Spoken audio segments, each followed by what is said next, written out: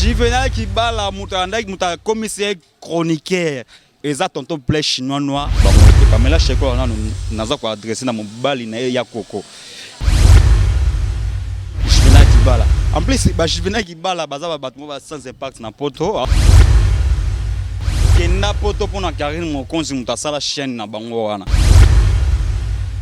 comme tu dis, c'est Karine qui doit dire qu'on a un projet belé. Donc on s'en fout, on a un projet tout au Botswana Karine.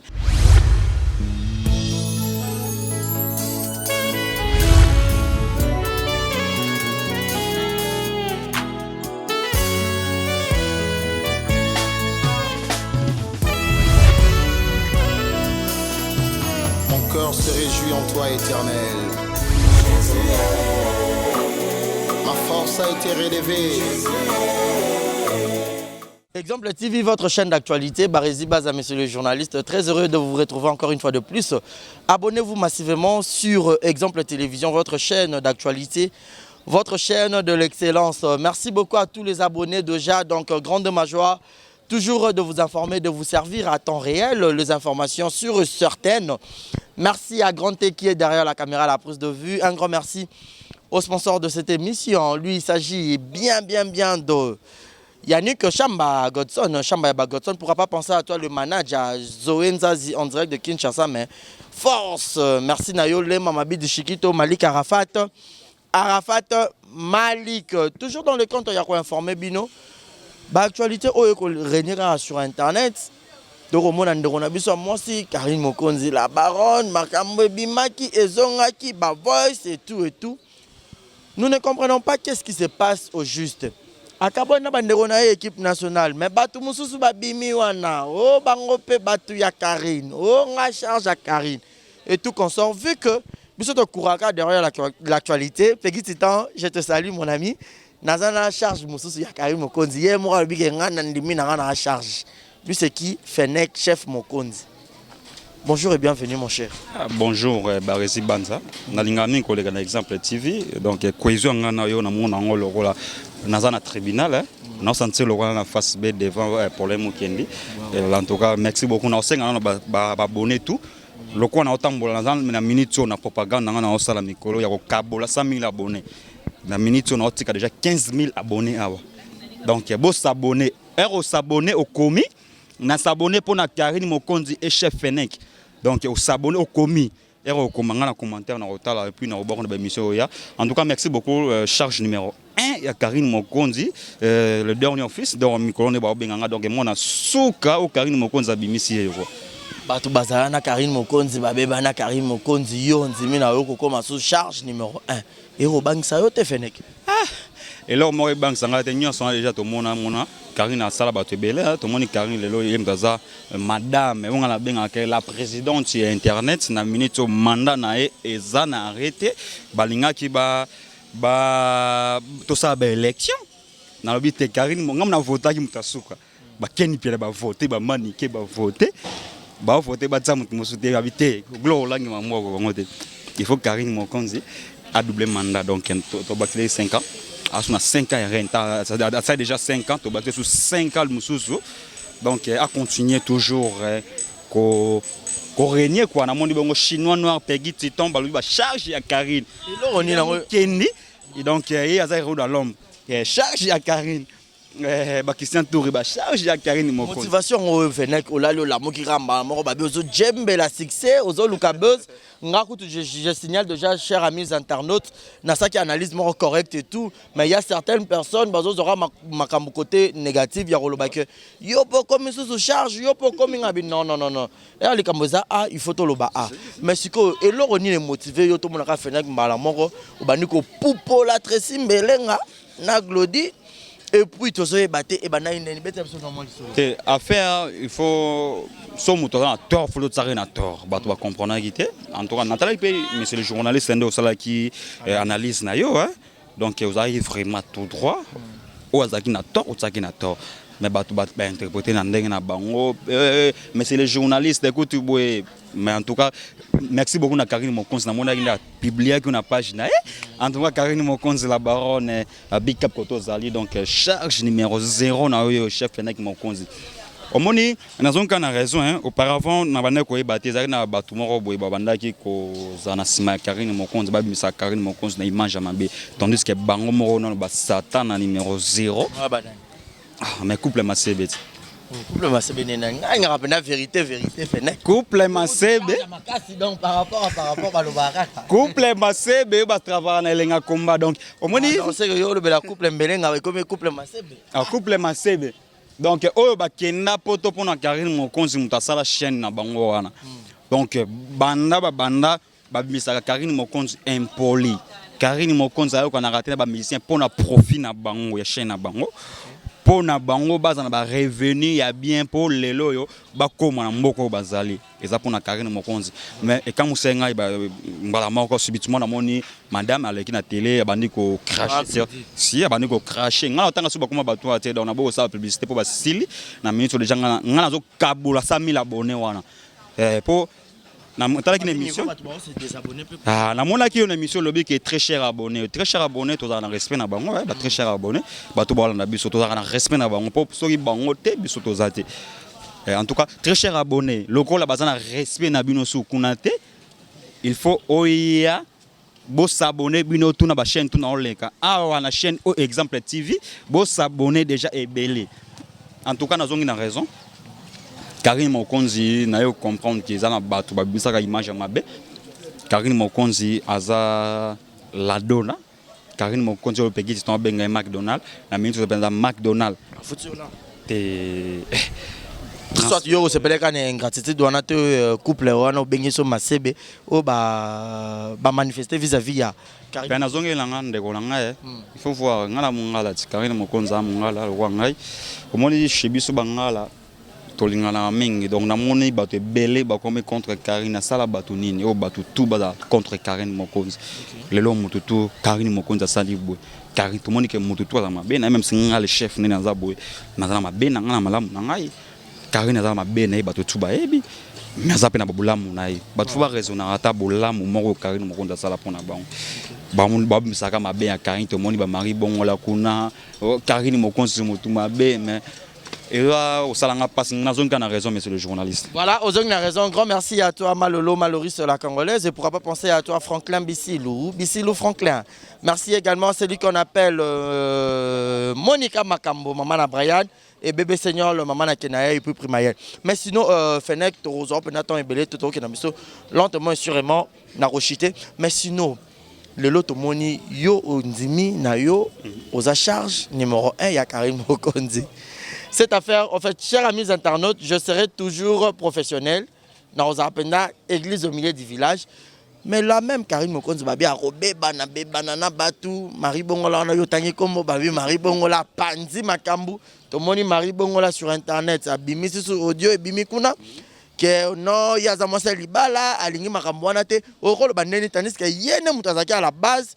Pour makambu tout est comme aboye yene muta créer. Omoni mais c'est le journaliste au départ makambo e banda ki na bisaki masalanga muna na bisaki muna omoni affaire on est que Marie Bongola a comme chroniqueuse un jour revenez to moni ngo a comme chroniqueuse en plus à sali chaîne to mona ki a sali chaîne comment chaîne on est kombo na ye wana Mokonzi na kombo Diembela kombo na ye boye kombo babamba ki na makala tenga na otanga kombo baduti pona osa promotion ya baduti mais kombo na ye wana Diembela atina kombo Mokonzi TV officiel ateka ye akinanga nenge grande sœur akenda nango nenge mama mami Karine Mokonzi na kenango officiel et pas kenango Marie Bongola Mokonzi épave officiel en tout cas tout le monde inde soit kenda nango na ebisaki muna faire on est kende comme chroniqueuse un jour prévenez tout le monde Juvenal Kibala mbaki Juvenal Kibala en plus Juvenal Kibala baza ba sans impact na poto asa akena poto moko ya sans impact Karine Mokonzi mtasala na télé réalité akosangana ba Pamela Shekola oza film moko maudite Pamela Shekola aza maudite ndinga za na film moko donc ndinga au moins ba chinois noir donc toto play na minute on na biso yem tasala Pamela Shekola chinois donc Karine Mokonzi mtasala bango tout rôle ba bongo. Donc, Juvenal Kibala, muta commissaire chroniqueur, et ça tonton play chinois noir, il me qu'on filmer. A bête, écoute, bambata na pekisae, na Wellery, Juvenal ba filmer, ça la boité, annonce faux à l'aise. il faut oza paniquer te ça annonce mo paniquer donc le roi mutu na problème na njili au moins mutu na problème na njili faut voir ça la noce moko paniquer donc ça na agité a terminer boy ne mutu na problème na njili ata sima mabe chinois bete ba mata tonton play bisa ke basala boy omoni lelo yo Pamela Cheko la bako sanga ina Juvenal po ba diminuer Karine Mokonzi aza McDonald to benga lelo donc azal na niveau na bango te Pamela Cheko na naza ko adresser na mobali na ya koko pekisa mwasi na yo oza internet le kwa mwasi na kota na buzoba internet faut pekisa ye donc akenda na poto ya sans impact bato webe ke Pamela Cheko na poto era sala émission Juvenal donc ayeba na kutakenda poto le kwa lufu le kwa ndeko na te Cynthia Wadol en tout cas alors comme longola Cynthia Wadol mo longola mo muke na magambo Cynthia Wadol Pamela Cheko le to comme wa ke Cynthia da ndeko na ngai Cynthia ndeko na ngai me banda kala na to lo batela kinsa sa ye shit Cynthia ndeko na lo bango ta pe azaka jalouse ya Cynthia Wadol si l'équipe nationale bazaka bongo Cynthia Wadol azana o cartonné dalaki Karine Mokonzi likolo to yo mona ndeko na biso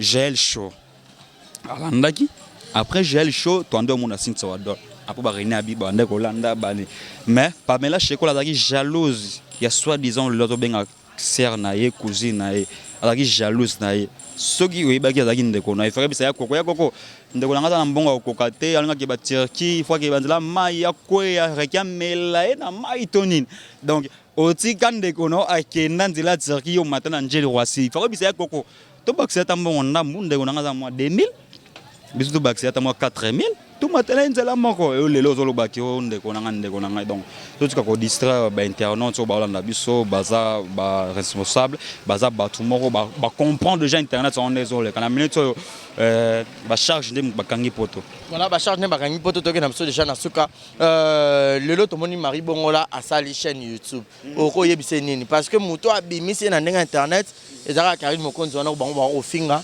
ka Karine Mokonzi wana fia bakisi yelo Marie Bongola pas jouer l'engaroko ma chroniqueuse à salicite donc oyebate oro lo banini et puis un conseil par rapport à Karine ce qui est appenda vrai yene mutabe bana bana bat yo lelo nzima koza charge na lobi bo bana te donc voilà so to bana un jour na olinga to réparer na senga to bande ni o solo la lo zanga bango bato balongwa ko solo la olo kio Karine asala ki likamboye yo izonga na ndenge no bengi caméra journaliste boya na loba oh robenga serna yo soit sur aux apps pas avoir mukolo na e pour le loba on bisa Karine Mokonzi mukolo mais biso to bi que Karine Mokonzi a fait anniversaire na e na 2017 28 ans na e na 2017 on négocie na mototé pour Karine tinda faire banda que Karine a tiré peu ko répondre grande sœur était pas dans respect na e lo moni moto ye grande sœur moto soki o se respecter te ba to ba respecter oté donc comme tinda ba voice Karine ko to za kinde ko na ngai to sola to ba projet belé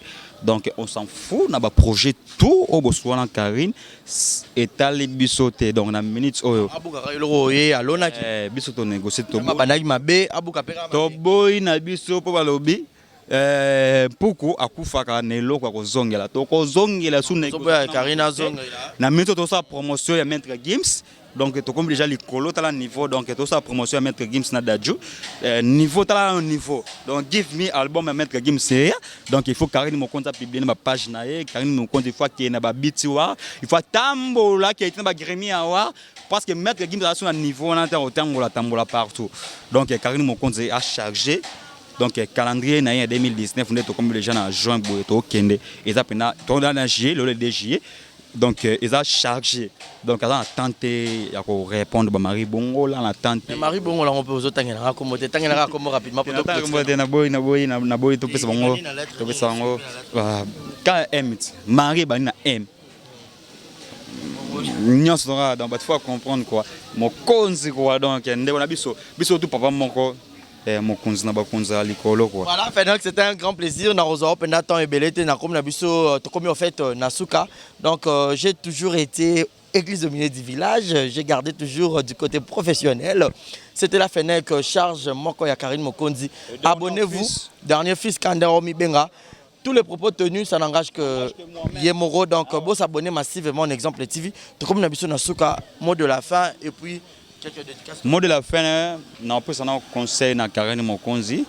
Oza mami na ngai Karine Mokonzi. Balobi conseil on moi na pesa. Donc, ezalo quoi yo de la 4 na ngai to négocier na mutu te pour to sala pe mutu mabete. To négocier. Donc, en a minutes il faut autant de charge.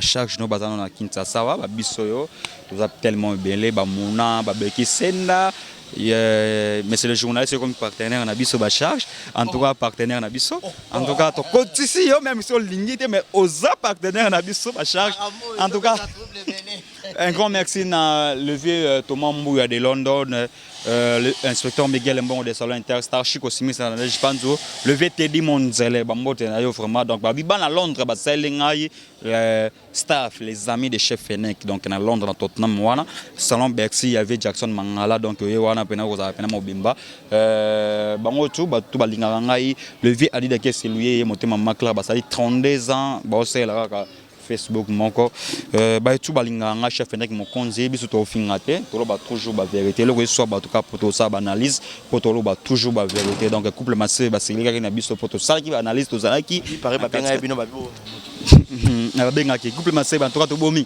merci pour l'appel Mouna yambaki appel Mouna yambaki appel donc à l'habito bo mamoto Monika nda bengi biso kanda benga ki Mike Lokamba Mike moi si nangai madame la journaliste la chroniqueuse ozo sala droit de réponse contre la baronne yo kolobelo côté mais Mike a dévoilé ki bango donc bagi au ça test ADN à faire ton global sous en tout cas merci na merci les journalistes bo s'abonner na tiki 15 000 abonnés na exemple TV donc il y a tiki bo s'abonner bo désabonner déjà kuna mo déjà ba mo kita baza sur 100 000 abonnés te ba comme 70 000 abonnés ba kita malé mais si ba resuka na 18 000 abonnés en tout cas merci na yo donc c'est bolokoko. Voilà donc ça n'est fini pour aujourd'hui grande ma joie mesdames et messieurs tout est bien qui finit bien c'était Fennec Mokonzi. Tous les propos s'en engagent que lui. Donc, mon numéro est affiché au bas de vos écrans. Je vous dis un grand merci. Merci à Grand T. Quant à moi, je vous dis abonnez-vous massivement sur Exemple TV. On vous dit bye bye.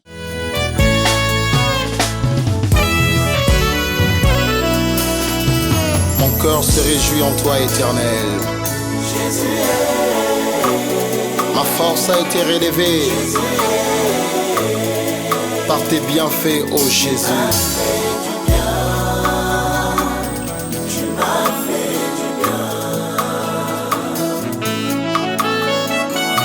Comme ce lépreux qui a été guéri de sa lèpre, je reviens encore devant ta présence pour te dire